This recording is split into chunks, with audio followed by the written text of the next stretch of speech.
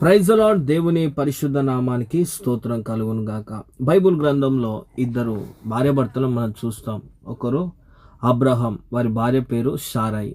అయితే వీరిద్దరికి ఒక కుమారుడు ఇస్సాకు. ఆ ఇస్సాకుకు ఒక భార్య ఉంది, ఆమె పేరు రిబ్కా. ఆ రిబ్కా గొడ్రాలై ఉంది, ఆమెకు పిల్లలు లేరు.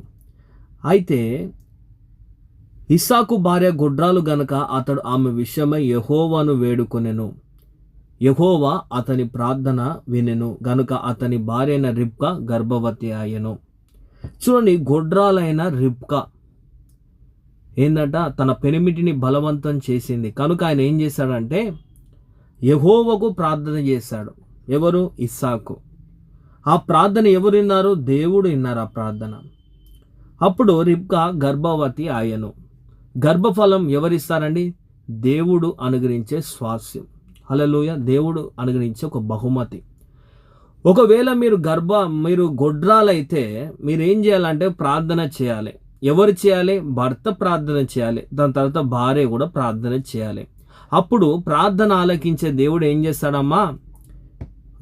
ఏంటంట, గర్భఫలం అనుగ్రహిస్తాడు. ఈరోజు చాలామంది అక్కడిక్కడ చూస్తూ ఉంటాం మనం.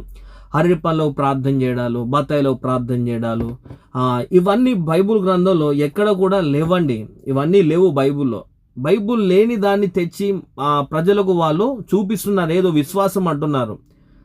కానీ దాని గురించి నేను మాట్లాడడం నాకు ఇష్టం లేదు. కానీ ఇక్కడ ఒకవేళ మీరు దేవుని నమ్మి కూడా గొడ్రాలైతే మీరేం చేయాలి? మీ భర్త ప్రార్థన చేయమనండి.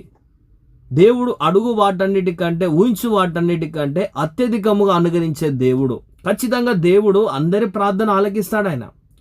ఎందుకంటే ఆయన మన దేవుడై